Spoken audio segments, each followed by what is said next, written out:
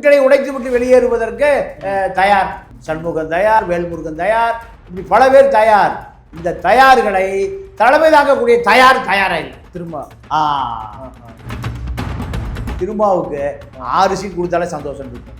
6 சீட்டா? ஆமா, 6 சீட்ல 1 குறைஞ்சு 5 சீட் கொடுத்தாலும் சந்தோஷம் இருப்பாரியா? எல்லாருக்கும் 5.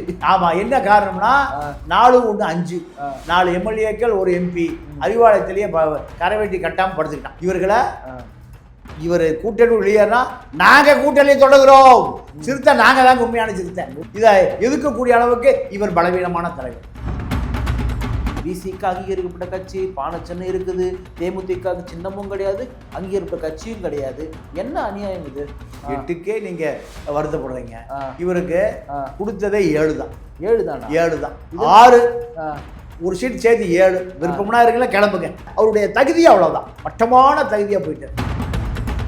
பேமெண்ட் லதா தான், பிரேமலதாவா இல்லை, பேமெண்ட்டே லதாவே பேமெண்ட். அப்போ ஸ்டாலின் பேசி முடிச்சு செட்டில் ஆயிடுச்சுன்னு சொன்னால் இல்லை தலைவரே ஆச்சா போச்சா, இது அந்த எடப்பாடிக்கு பேச தெரியாது. எடப்பாடிட்டு போய் என்ன கேட்குது, எனக்கு ஒரு MP சீட்டை கொடு, எனக்கு 8 சீட்டை கொடு, 250 கோடி ரூபா கொடு, டபுள் மடங்கு டீலிங். அங்கே ஸ்டாலின் அந்த பொம்பளாக்க எப்படியா செட்டில்மெண்ட்டை முடிச்சு விடியா, அதை எடப்பாடிக்கு பேசிகிட்டு இருக்குது. அப்புறம்தான் உனக்கு என்னமா வேணும், 10 சீட்டு தர்றேன், MP சீட்டு தர்றேன், 200 கோடி தர்றேன், என்ன வேணா தர்றேன், தயவுசெய்து நீங்கள் கைது போடு. வேல்முருகன் திமுக வெளியேறிட்டார். வெளியேறினவர் எதனால தான் போட்டியிட மாட்டேன் அப்படின்னு அறிவிப்பு. 234 தொகுதிகளுக்கு அவர் பிரச்சாரம் பண்ணார். 234 தொகுதிகளுக்கு பிரச்சாரம் பண்ணுகிற பொழுது தன்னுடைய தொகுதியில் நின்று குறைந்தபட்சம் 40,000 ஓட்டாவது வாங்கும். இதை அவரால் கவனிக்க முடியாது. தேர்தலில் போட்டியிடவில்லை. ஆனால் என் சார்பாக 234 தொகுதிகளிலும் குறைந்தபட்சம் தமிழ்நாட்டு வாக்காளர் பட்டியலில் 5% முதல் 10% வாக்குகளை என்னால் வாங்கி திமுகவை தோற்கடிக்க முடியும். இப்போ அண்மையில் வேல்முருகன் ஒரு தனியார் தொழிற்கட்சி பேட்டிக்கு சொல்லியிருக்காரு, துரைமுருகன் என்னை பற்றி ரொம்ப கேவலமாக கிண்டல் பண்ணார். துரைமுருகன் 3 மணி நேரம் போய் நின்றுந்தார் ஸ்டாலின் அவர்களை பார்க்கறது, ஒரு அமைச்சர் ஒரு செக்ரட்டரி பார்க்கறதுக்கு. இவரை காக்க வச்சு வெளியே அமைச்சிட்டாங்க. துரைமுருகனுக்கு இந்த ஒரு நிலைமையா? துரைமுருகன் எப்பவுமே அதுதான் நிலைமை. எப்பவும் ஆமா, உங்களுக்கு இப்பதான் தெரியுதா? இப்பனா கூட பரவாயில்ல, வயசா இல்ல எப்பவுமே துரைமுருகனுக்கு தான் நிலைமை. பொதுச் செயலாளர். ஆமா சார், அங்க அடிமைகள் சார். நிம்மதி ப்ராப்பர்ட்டி மேனேஜ்மெண்ட், உங்கள் பழைய வீட்டை புதிய வீடாக மாற்றலாம் வாங்க. வாய்ஸ் ஆஃப் தமிழ்நாடு பார்வையாளருக்கு வணக்கம். இன்றைய சிறப்பு நேர்காணலில் நம்முடைய இணைந்திருப்பவர் மூத்த பத்திரிகையாளர் திரு தமிழா பாண்டியன் அவர்கள். சார் வணக்கம். வணக்கம். வேல்முருகன் திமுக வெளியேறிட்டார். எனக்கு சுயமரியாதை தான் முக்கியம், கட்சியினுடைய உரிமை தான் முக்கியம், 2வது முக்கியம் தமிழர்களுடைய நலன் முக்கியன்றத வெளியேறி அவர் போயிட்டார். வெளியேறினவர் எதனால தான் போட்டியிட மாட்டேன் அப்படின்னு அறிவிப்பு வெளியிட்டிருக்காரு. இல்லை, 234 தொகுதியில் தமிழ் தேசிய நிர்வாகிகளை போட்டியிட வைக்கணும். அதே போல் வன்னியர் கூட்டமைப்பை போட்டியிட வைக்கணும். தமிழர் வாழ்வுரிமை கூட்டணின்னு ஒரு அமைப்பு வச்சிருக்காரு, அவர்களை போட்டியிட வைக்கணும். இப்படி இதை தாண்டி சில கூட்டணி கட்சிகளும் அவரோட இணைச்சிக்கிறார், நிறைய இயக்கங்கள். ஆமா, அவர்களை போட்டியிட வைக்கணும். அப்போ இத்தனை 234 தொகுதிகளுக்கு அவர் பிரச்சாரம் பண்ணணும். 234 தொகுதிகளுக்கு பிரச்சாரம் பண்ணுகிற பொழுது தன்னுடைய தொகுதியில நின்று குறைந்தபட்சம் 40,000 ஓட்டாவது வாங்கணும்.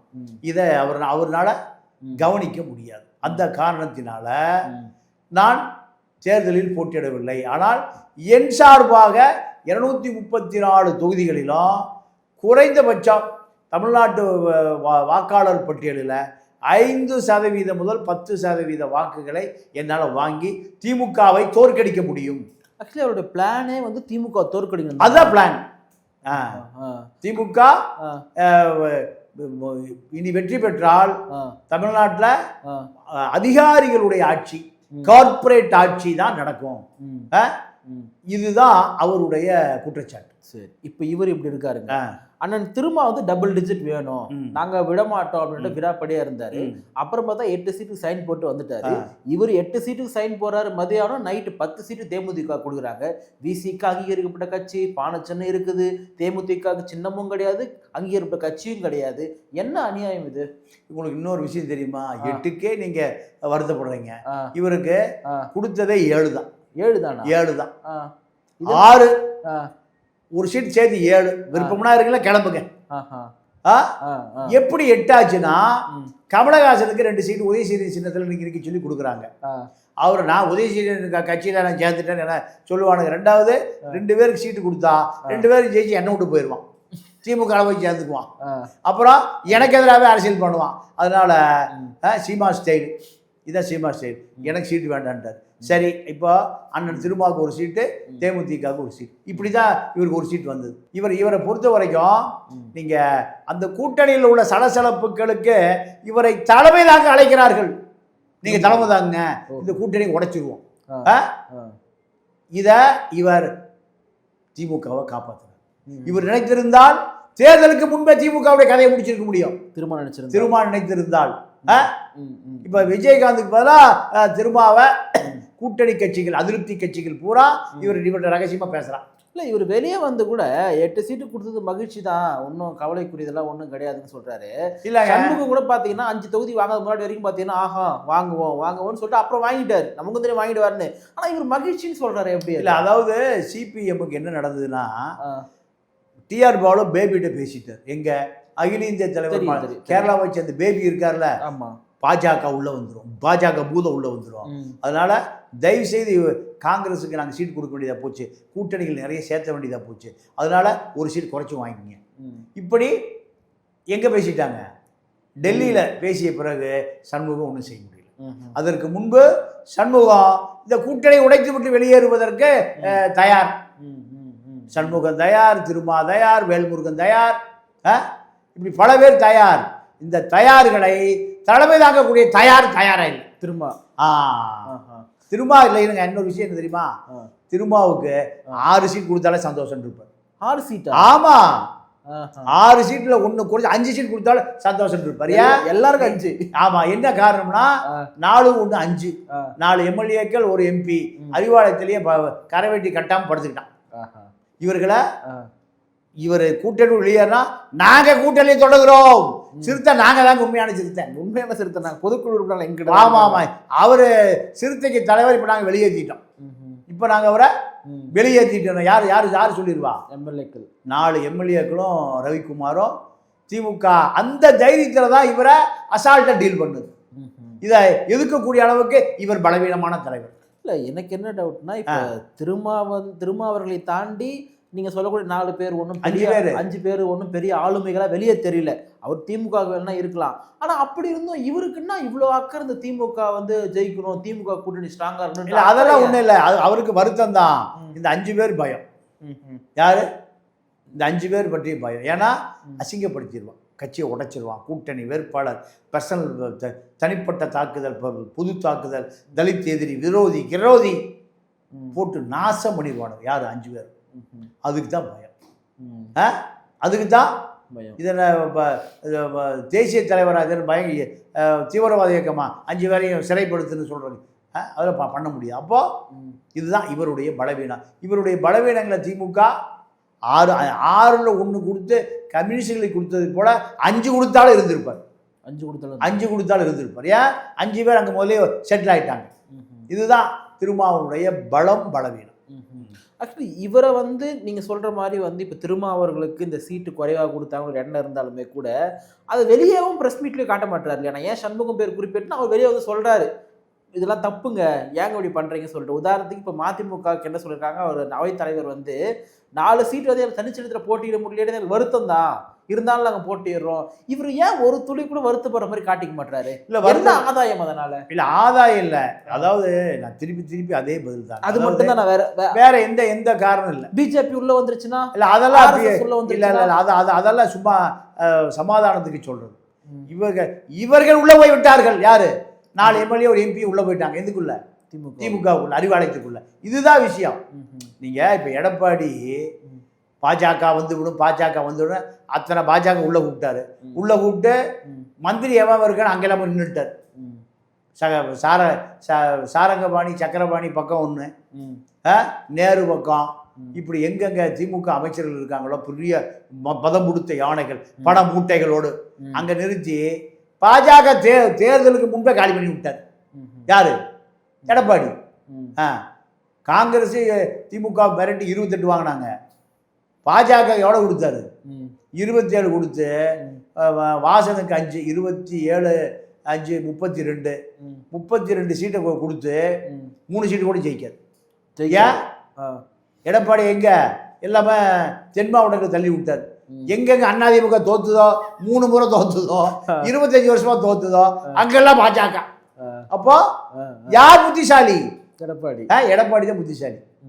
எடப்பாடியை பொறுத்த வரைக்கும் தனக்கு இப்போ 168 சீட்டில் நிற்கிறார். 168 சீட்டில் நிற்கிறார். என்ன காரணம்னா திமுக தினம் தினம் சேதாரம் ஆகிட்டே வருது. புத்திசாலி எடப்பாடி எடப்பாடி தான் சொல்றீங்க. புத்திசாலி எடப்பாடி. ஸ்டாலின் அவர்கள் 28 சீட்டு வாரி கொடுத்துருக்காரு இந்த காங்கிரஸ்க்கு. அப்போ இவர் யாரு? ஸ்டாலின் காங்கிரஸ் 28 சீட்டு கொடுத்துருக்காரு. இல்லை இவருக்கு எப்படின்னா ஸ்டாலினுக்கு எப்படியாவது முஸ்லீம் ஓட்டை விட்டுறக்கூடாது. காங்கிரஸ் போச்சுன்னா முஸ்லீம் ஓட்டு போயிடும். காங்கிரஸ் போனா முஸ்லீம். இப்போ காதர் மைதினா எங்களை ஏமாத்துறாங்க. யாரு? திமுக. வர ஒரு தேர்தலுக்கு ஒரு சீட் கொடுப்பாங்க முஸ்லீம் லீக்கு. அது ராம்நாத் நவாஸ் கனிக்கு. நவாஸ் கனி 3 கோடி மொத்தமாக கொடுத்துட்டு அவர் போயிடுவார். 3 கோடி 5 வருஷத்துக்கு ஒருக்கா வசூல் யாருக்கு? காதர் மைதீனுக்கு. இப்போ காதர் மைதீனை இப்போ என்னங்கிறாரு, கட்சிக்காரன் பூரா திட்டான், நீ மொத்தமாக 3 கோடிக்கு சீட்டை வாங்கி வித்துட்டு இருக்கீன்னு. இல்லைல்ல எங்களுக்கு சீட் பத்தாது. எல்லாரும் கத்தும்போது அவரு கத்துறாரு. மதிமுக கத்துது, முஸ்லீம் லீக் கத்துது, சிபிஎம், சிபிஐ, சிறுத்தை எல்லாம் கத்துக்கிற போது தானும் கத்துறாரு. இதுதான் நிலைமை. காங்கிரஸ் 28 சீட் கொடுத்துருக்காங்கல்ல சார், இது வந்து திமுக வெற்றி பெறுமா? அந்த தொகுதிகள்லாம் கண்டிப்பாக வெற்றி பெறாது. 14 தொகுதி வெற்றி பெறாதுன்னு காங்கிரஸ்காரர் கொடுத்த ரிப்போர்ட்டை திமுக வச்சு யாருக்கு காங்கிரஸ் தலைமை கொடுக்குது? உங்கள் ஆளுக்கு சீட்டு கொடுத்தா ஜெயிக்க மாட்டாயா? உங்காலே எடுத்த சர்வே 28 சீட்டில் 14 சீட்டை அந்த ஊர் பக்கமே போகிறதில்ல. உதாரணத்துக்கு திருவாடானைன்னு ஒரு தொகுதி இருக்குது, கருணாஸ் தொகுதி. தெரியும். அங்கே வந்து இப்போ பேர எம்எல்ஏவாக இருக்கார், கருமாணிக்கம். எங்க திருவாடான தொகுதியில். இதற்கு முன்பு அவங்க அப்பா ராமசாமி எம்எல்ஏ, அதற்கு முன்பு அவங்க தாத்தா எம்எல்ஏ கரியமாணிக்கம்னு எம்எல்ஏ. இது எத்தனை வருஷமா? ஒரு 50 வருஷமா. எங்க திருவாடான தொகுதியில். இப்போ திருவாடான தொகுதியில் அதிமுகவை சேர்ந்த கிருத்திகா முனியசாமின்னு அவங்க முதுகுலத்தோடு வந்து நிற்கிறாங்க. ஓகே. அந்த தொகுதியில் தேவேந்திர கூட வேளாளர் அதிகம். நீங்கள் அந்த வேட்பாளருடைய கணவருடைய சித்தப்பாக்கள் தான் 2 பேர் தான் இமானுவேல் சேகரன் கொலையில் முக்கிய குற்றவாளிகள். அப்போ அப்படி அங்கே இருக்கிற தேவேந்திர கூட வேளாளர் போட மாட்டான், ஓட்டே போட மாட்டான். அப்போ அதிமுக அங்கே தோக்கும். அதிமுக தோத்துனா கரியமாணிக்கு ஜெயிச்சிருவான்னு நினைக்கிறாரு. இப்படி தான் திருவாடன தொகுதி. அதிமுக திமுக 2மே அங்கே பலவீனமாக இருக்குது. இப்போ அண்மையில் வேல்முருகன் வந்து ஒரு தனியார் தொலைக்காட்சி பேட்டியில் சொல்லியிருக்காரு, துரைமுருகன் வந்து என்னை பற்றி ரொம்ப கேவலமாக கிண்டல் பண்ணார். துரைமுருகன் 3 மணி நேரம் போய் நின்றுந்தார் ஸ்டாலின் அவர்களை பார்க்கறது, ஒரு அமைச்சர் ஒரு செக்ரட்டரி பார்க்கறதுக்கு. இவரை காக்க வச்சு வெளியே அமைச்சிட்டாங்க. துரைமுருகனுக்கு இந்த ஒரு நிலைமையா? துரைமுருகன் எப்பவுமே அதுதான் நிலைமை. எப்பவும். ஆமா, உங்களுக்கு இப்பதான் தெரியுதா? இப்பனா கூட பரவாயில்ல, வயசு இல்ல எப்பவுமே துரைமுருகனுக்கு இதான் நிலைமை. பொதுச் செயலாளர். ஆமா சார், அங்க அடிமைகள் சார். கருணாநிதி ஒரு பண்ணையாரிடம் பதவிக்காக நிற்கக்கூடிய அடிமைகள் தான் அங்க. இதெல்லாம் பழைய செய்தி. இல்லை, துரைமுருகனோட நான் தூரமாக வாட்ச் பண்ண வரைக்கும் அவருடைய பாடி லாங்குவேஜ் முதற்கொண்டு யாருக்குமே ஒரு மதிக்க மாட்டார். ஒரு மாதிரி எப்பவுமே ஒரு திமிர்த்தனத்தோடு இருக்கக்கூடிய நபரை தான் நான் பார்த்துருக்கேன். ஆனா கருணாநிதியிடம் காலடியில் உட்காந்துக்குவார். அதுதான். நீங்க நான் ஒரு 80 கதையை சொல்றேன். நெகமம் நெப்போலியன் ஒரு எம்எல்ஏ இருந்தார். அவர் பேர் நெகமம் கந்தசாமி. எங்கன்னா பொள்ளாச்சிக்கு பக்கத்தில் நெகமம், பொள்ளாச்சி டு கோயம்புத்தூர் ரூட்டில் அவர் இருந்தார். நான் சொல்லுது 80. அப்போ நான் எம்ஜிஆர் முதலமைச்சராக இருந்த பொழுது நான் அப்போ சட்டசபையில் இருந்தேன். ஓஹோ. திருப்பூர் மணிமாறன் ஒரு எம்எல்ஏ இருந்தார், அவர்கிட்ட நான் இருந்தேன். அப்போது அவர் அந்த நெகமம் கந்தசாமி அதிமுக, ஆப்போசிட்டு திமுக அமைச்சர் கண்ணப்பன்னு ஒருத்தர் இருந்தார். திமுகவில் டிரான்ஸ்போர்ட் மினிஸ்டர், அப்புறம் வைகோவோடு சேர்ந்து மத்திய அமைச்சரால் இருந்தார். 2 பேருக்கு சண்டை வரும், கோஷ்டி சண்டை வந்தால் இவருடைய தென்னந்தோப்பை பூரா வெட்டி, வாழை மரத்தை பூரா வெட்டி தலையில் நட்டு வச்சுருவார். யார்? நேம கந்தசாமி. இப்படி தான் சி சுப்பிரமணியன்னு காங்கிரஸில் மூத்த தலைவர், ப சிதம்பரத்தையே டெல்லி கொண்டு காமிச்சவர். அவருக்கு இவருக்கு சண்டை வந்த பிறகு அதே போல் அவருடைய வாழைத்தோட்டத்தை பூரா வெட்டி தாழ் மரம் வாழை மரத்தை அறுவாள் ஒரு வெட்டினா மரம் சாஞ்சு. ஒரு பெரிய வாழைத்தோப்பை 5 பேர் போனோம்னா 20 நிமிஷத்தில் வாழைத்தோப்பை காலி பண்ணிட்டு போயிடுவான். அப்போ அந்த சி சுப்பிரமணியம் எம்ஜிஆர் கூட சொல்கிறார், என்னையா உங்கள் எம்எல்ஏ இவ்வளோ அராஜகம் பண்ணுறான். உடனே எம்ஜிஆர் வர சொல்கிறார். யார்? சி சுப்பிரமணியம். சி சுப்பிரமணியம் எம்ஜிஆர் புகார் பண்ணி இந்த நெகமம் நெப்போலியன், அவர் பங்கு வச்சிருந்தார் நெப்போலியன். அவர் பேர் கந்தசாமி, அவருக்கு பட்டம் நெப்போலியன் பட்டம், நெகமம் நெப்போலியன் சொல்லுவாங்க. அந்த பங்கில் பொம்பளை பிள்ளை தான் வேலைக்கு இருக்கும் ராத்திரியில். நான் சொல்வது எத்தனை வருஷம் முந்தி? இன்னைக்கு ஒரு 45 வருஷத்துக்கு முந்தி. அப்போ அவ்வளோ பெரிய அராஜகம். நீங்கள் லாண்ட் ஆர்டர் பிரச்சனை வந்தால் போலீஸை உள்ளே போட்டுருவான். சண்டை திமுக அதிமுக சண்டை வந்தால் லாண்ட் ஆர்டர் போலீஸை யாருக்கு 200 பேர் உள்ளே போட்டுருவான். 200 பேருக்கு அங்கே இருக்கிற ஹோட்டல் கடைக்காரன், பெட்டி கடைக்காரன், டீ கடைக்காரன் டீ தர மாட்டா, கடை முடியும். யார் சொன்னா? இந்த கந்தசாமி சொன்னான். அவ்வளோ அராஜகம் பண்ணுவார். செத்து போயிட்டார். இப்போ ஆள் இல்லை. எம்ஜிஆர் வர சொல்கிறார். அப்படியே நெஞ்ச நிமித்தி சுற்றி இருக்கலாம். அப்படி மிரட்டி பார்த்துட்டு அப்படியே கம்பீரமாக துண்டு தோளில் போட்டு அப்படியே மிரட்டி போவார். அங்கே உள்ளே போன உடனேயும் அப்படியே தவந்து தான் போவார். எப்படி தவழ்ந்து? அது எம்ஜிஆர் உடைய முதலமைச்சர் அறைக்கு போக வரைக்கும் நிறைய பேர் நிற்பாங்கல்ல, எம்எல்ஏக்களே, செக்ரட்டரி, ஐஏஎஸ், ஐபிஎஸ் எல்லாம். எப்படி போவார்? நெஞ்ச நிமித்திட்டு அப்படியே கம்பீரமா எம்ஜிஆர் அப்படியே பார்க்குற மாதிரி அப்படியே போவார். உள்ளே போனோம் என்ன பண்ணுவார்? டபக்குன்னு உளுந்து ஊர்ந்து தான் போவார். எம்ஜிஆர் சொல்வார், யோ என்னையா அவ்வளோ கேமரா இல்லை, என்னையா நடிக்கிற? அவன் தோட்டத்தையே காலி பண்ணிட்ட, இவன் தென்னந்தோப்பை ஒழிச்சு விட்டா, இவனை ஊரையே ஒழிச்சு விட்டா, உன் மேலே அவ்வளோ புகாரியா காங்கிரஸ்காரன் சொல்கிறாயா? இல்லை தலைவரை, கட்சி வளர்க்கணும், எல்லாம் பொய்யாச்சும். எங்கே படுத்துக்கிட்டு எந்திரிய முதல்ல. எம்ஜிஆர் அவ்வளவு பணிவாக இருக்காராம். இதுதான் துரைமுருகன். இப்போ திமுகவில் ஏவாவேலு பவர்ஃபுல்லாகிறாரு, கே நேரு பவர்ஃபுல்லாகிறாரு, அவர் சேகரபாபு பவர்ஃபுல்லாக இருக்காரு. இவங்கெல்லாம் இருக்கும் பொழுது இவ்வளோ ஒரு மூத்த அமைச்சர் அப்போதுலேருந்து இருக்கிறாரு, கருணாநிதிக்காக எம்ஜிஆர் கிட்டேருந்து விட்டு வந்த ஒரு துரைமுருகனை இவ்வளோ இழிவுபடுத்துறாங்கன்னா என்ன காரணம்? அது அவர் இழிவான மனிதர். மனிதர். ஆமாம் ஆமாம் ஆமாம். என்ன பண்ணுவாருன்னா, இப்போ வேவாவில்கிட்ட பிடபிள்யூ ஹைவேஸ் துறை கொடுத்துருக்காங்க. அவர் என்ன பண்ணுறாருன்னா, அப்படியே வர்ற பணத்தை கொண்டு வந்து துர்காவுக்கு ஒரு ஆடிட்டர் இருக்காரு சமயமூர்த்தின்னு, அவர்கிட்ட கொண்டு போய் கணக்கு கொடுத்துட்றாரு. யாரு? ஏவாவேலு. நேரு கொண்டு போய் கணக்கு கொடுத்துட்றாரு. துர்கா ஆடிட்டு தான் எல்லாம் கணக்கு கொடுக்குறாங்க. பலாயிரம் கோடி மாப்பிள்ளைகிட்டையும் மாமியார்கிட்டையும். இவர் ஒத்த பைசா கணக்கு தர மாட்டார். ஒத்த பைசா கணக்கே தர மாட்டார். கருணாநிதி காலத்திலேயே அல்வா கொடுப்பார். கருணாநிதிக்கு நீங்க அன்னைக்கு ரஜினி இவர் வெளியே விரட்டி விடணும்னு சொல்லி ரஜினி கையில போய் ரஜினி புக் எழுதினாராம். புக்கை அவருக்கு எழுத படிக்கவே தெரியாது. அவர் தமிழ் எழுத படிக்க தெரியாத நபர் தான் ரஜினி. அவர்கிட்ட கொண்டு போய் இந்த வேலை விரட்டி விடுகையா. அப்போ அந்த புத்தகத்தை வெளியிடுறாரா ரஜினி. அதுல கருணாநிதி கண்ணிலேயே விரல் விட்டு ஆட்டாரு. ரஜினி பேசினாரா? ஓல்டு ஸ்டூடெல்லாம் இதெல்லாம் யார் சொல்லி கொடுத்தது? ஸ்டாலின் சொல்லி கொடுத்ததால கிளப்பி விடுங்கய்யா. அப்படி சொல்லி போகாத ஆள் எனக்கு சீட்டு கொடு. உதயநிதி, இன்பநிதி, அவங்க அண்ணன் வயிற்றுல கர்ப்பமா இருக்குல்ல, அதெல்லாம் பொருந்து வந்தாலும் நான் அமைச்சராக இருப்பேன். அப்புறம் எப்படி கூட மதிப்பான்? அப்புறம் எப்படி கூட மதிப்பான்?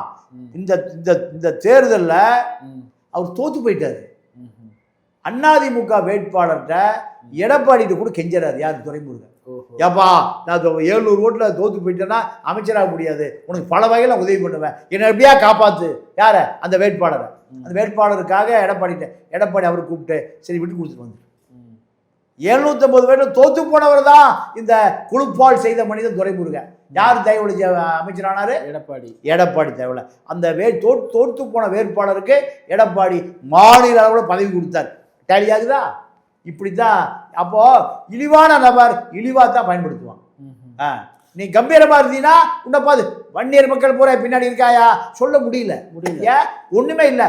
ஓ ஊர்ல தெலுங்கு வேட்பாளருக்கு ஓட்டு போடுறான், உனக்கு ஓட்டு போட மாட்டேங்கிறான். ஓ ஆளை இப்போ திமுக கூட்டணியை ஒரு சார்பில் என்ன சொல்றாங்கன்னா, இப்போ தேமுதிகலாம் வந்து 10 சீட் கொடுக்குறாங்கன்னா ஏதோ ஒரு வகையில் வந்து இவங்களுக்குள்ள ஒரு தெலுங்கு இனப்பாசம் வந்து இருக்குது. இப்போ இவர் KN நேரு உட்பட வந்து இங்கே இருக்கக்கூடிய சேகர் பாபு, ஏவாவே எல்லாருமே ஒரு மெயின் செக்டராக இருக்காங்கன்னா, அப்போ திமுகவுடைய தலைமையே தெலுங்குகளுக்கு முக்கியத்துவத்துக்கு வருது. கிட்டத்தட்ட ஒரு 70க்கும் மேற்பட்ட எம்எல்ஏக்களாக இருக்கிறாங்க, 40% மேலே தெலுங்கு அமைச்சர்கள் இருக்காங்கன்னு சொல்லிட்டு ஒரு விமர்சனம் வைக்கிறாங்களா? அதை நீங்கள் ஏற்கிறீங்களா? அதை இல்லை, அதெல்லாம் உண்மைதாங்க. பிரேமலதா மேட்டர் என்ன நடந்ததுன்னா, அந்த அம்மா 50 ஏவா வேலு பணத்திலேயே பண மூட்டையே உங்க மேலே அடிக்க உங்களை மூச்சு தண்ணி வச்சிருப்பாரு. யோ எல்லாம் இடி அதை காப்பாத்தியா, என்ன பண மூட்டையை போட்டு கொள்றேன், என்னைய கல்லை போட்டு கொண்டு தான் கேள்விப்பட்டு பணம். அப்போ அந்த மாதிரி ஆள் ஏவா Velu, bus conductor, oil engine mechanic, இன்னைக்கு அவருக்கு பல 1000 கோடி இருக்கு. அப்போ அவர் என்ன பண்ணுறாரு, பிரேமலதா நம்ம கூட்டணி கூட்டு வந்துறியா போயா, இதுதான் ஸ்டாலின் கொடுத்த அசைன்மெண்ட்டு. அந்த அம்மாவை கூப்பிடுறாரு, 50 கோடி ரூபா அட்வான்ஸ் கொடுத்துட்டார், 150 கோடி ரூபா, 5 சீட்டு கன்ஃபார்ம் ஆகி போச்சு. சரியா?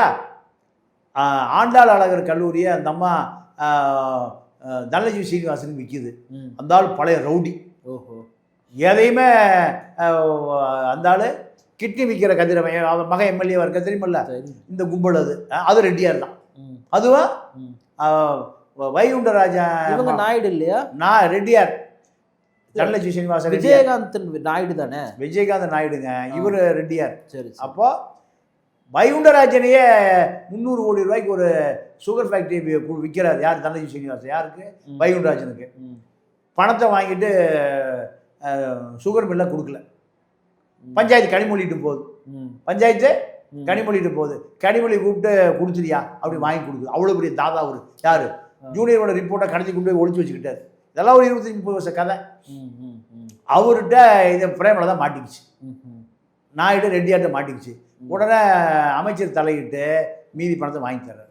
அப்போ இந்த கூட்டணியில் முடிஞ்சு போச்சு. எவ்வளவு? 150 கோடி ரூபா, 5 சீட்டுன்னு.